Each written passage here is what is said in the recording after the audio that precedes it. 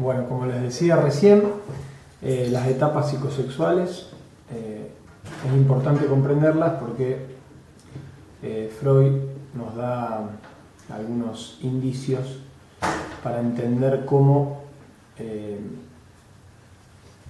se mueven los niños, cómo poder entender la motricidad infantil a partir de la necesidad de satisfacer las pulsiones generadas en el ello, como decíamos previamente.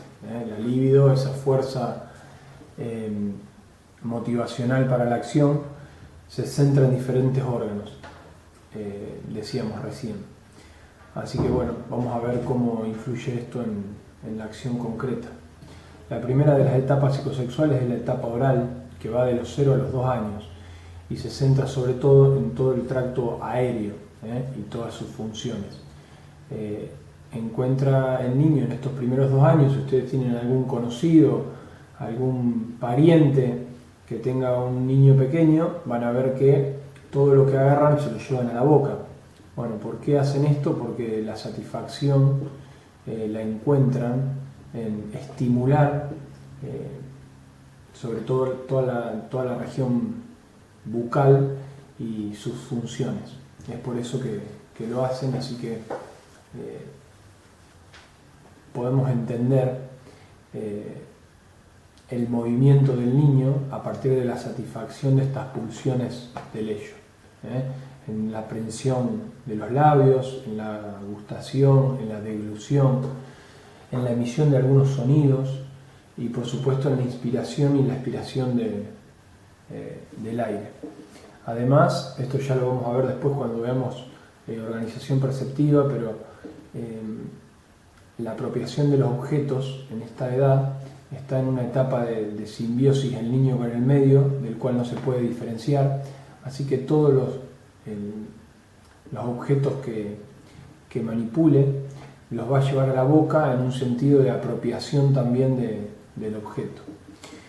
Así que bueno, como les decía, la etapa oral, que va de los 0 a los 2 años, encuentra en la región de la boca la satisfacción de la libido, así que todos los movimientos que nosotros veamos van a tener una relación directa con esta necesidad de satisfacer o dar satisfacción a la pulsión del ello que tiene que ver con esta etapa. La segunda etapa es la etapa anal, que va de los 2 a los 3 o 4 años, pero que se puede extender hasta los 7 u 8 años. Y tiene que ver con el placer en la retención y la expulsión de las heces y de la orina. Van a ver que hay niños que les lleva más tiempo resolver esta situación del control de los esfínteres y hay otros que lo resuelven más rápido. Pero bueno, las conductas las vamos a ver relacionadas a esto. Esta sensación de expulsión y retención va a estar manifestada también en los juegos y en la motricidad a partir de actividades de retención de objetos o de expulsión de objetos o de entrega de objetos. Y también está la manifestación de algunas conductas que tienen que ver con conductas un poco más agresivas, como los gritos en los juegos, o las carreras, los lanzamientos, y estas cuestiones que hacen que se satisfaga esta pulsión del ello, alojada la libido en este momento de la vida, en la región anal. La tercera etapa es la fálico-genital, que bueno, obviamente va a estar en los genitales y tiene que ver con las funciones de penetración en los varones y de recepción en las mujeres. Y esto también se va a manifestar en los juegos y en el disfrute que encuentran en el juego. Fíjense que los varones van a disfrutar más de acciones que tengan que ver con la invasión o la penetración del espacio del otro, o los gritos, como decíamos recién, en los juegos, o invocar objetos en algunos orificios. Los movimientos siempre van a ser rectilíneos. Y en la mujer, en cambio, Vamos a ver movimientos de encerramiento de objetos con el cuerpo, movimientos más suaves, que tengan que ver con gestos redondeados, más que rectilíneos, que tiendan siempre a envolver el espacio. Así que esto es una teoría que nosotros estamos viendo y que ustedes pueden después comprobarla al ver cómo los niños juegan y cómo se manifiestan. Pero es muy importante entender esta lógica de que el niño va a encontrar placer según en la etapa en que se encuentre. Y es importante que la propuesta que nosotros demos, la propuesta lúdica o la propuesta de aprendizaje que nosotros planifiquemos, tenga que ver con la satisfacción de estas pulsiones, de la libido, y cómo nosotros vamos a actuar en consecuencia.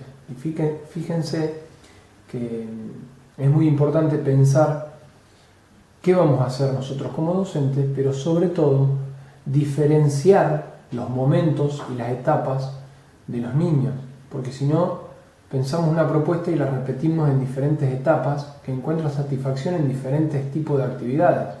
Por eso es tan importante comprenderlas. Hacia los 7 u 8 años el niño entra en la etapa de latencia, que acá hay un equilibrio y una baja de la libido, ya no está tan marcada esta satisfacción, entra en un periodo de latencia que nos permite poner el foco en situaciones que no dependan directamente del propio niño. Por ejemplo, recién decíamos que el niño encuentra placer en las carreras rectilíneas, por ejemplo, de invasión de espacios. Cuando el niño corre no puede poner el foco en algo que esté pasando por fuera de la propia acción, porque encuentra el placer en la carrera. Ahora, como esta energía psicosexual ha bajado y está en un periodo de latencia, está como dormida, y lo que nos permite esta etapa es poner el foco por fuera de lo que le pasa al niño en su interior. Por eso, a partir de acá, durante una carrera, siguiendo con el mismo ejemplo, va a poder poner el foco en el ritmo que le imponga el profe a partir de las palmas o de algún elemento sonoro. Él va a poder enfocarse en lo que esté pasando por fuera de él y poder adaptar su carrera a un estímulo externo, cosa que antes no podía hacer por esta satisfacción inmediata de un impulso que se lo estaba pidiendo.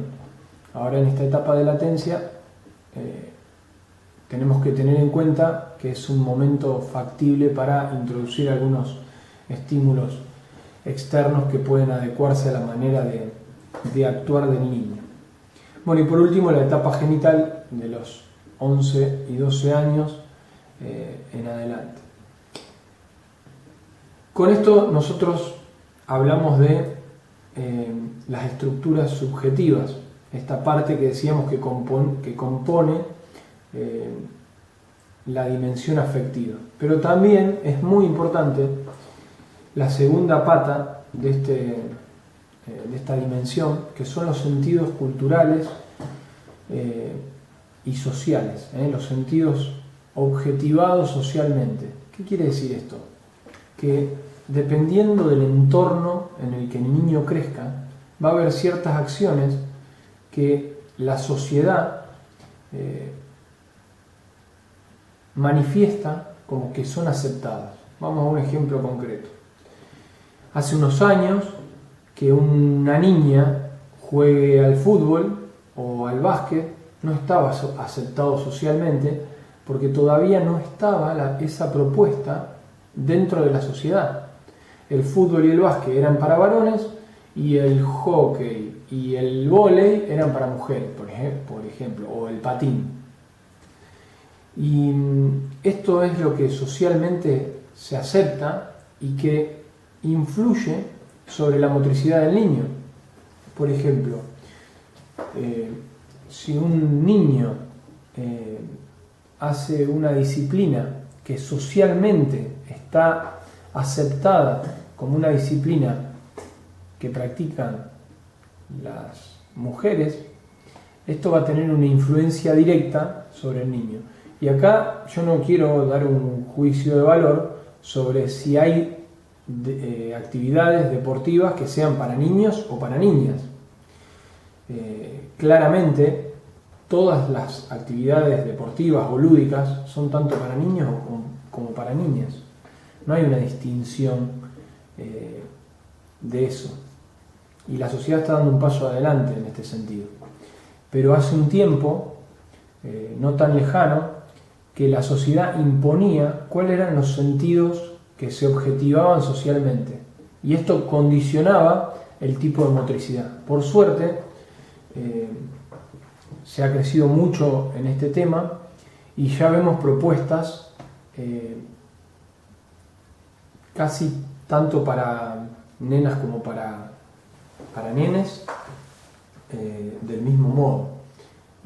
Así que bueno, esto es un punto también importante para ver cuáles son las actividades lúdicas y deportivas que la sociedad objetiva.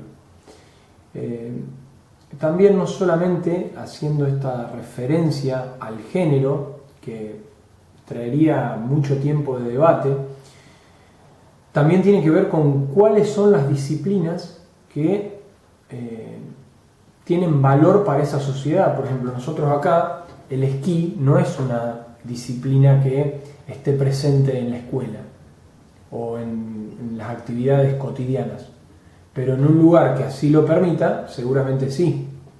O no sé, por ejemplo, se me ocurre en Estados Unidos, por ejemplo, el béisbol está muy impuesto dentro de la sociedad y nosotros acá no lo practicamos. Entonces eso también tiene un sentido social que influye sobre la motricidad y sobre el modo de moverse.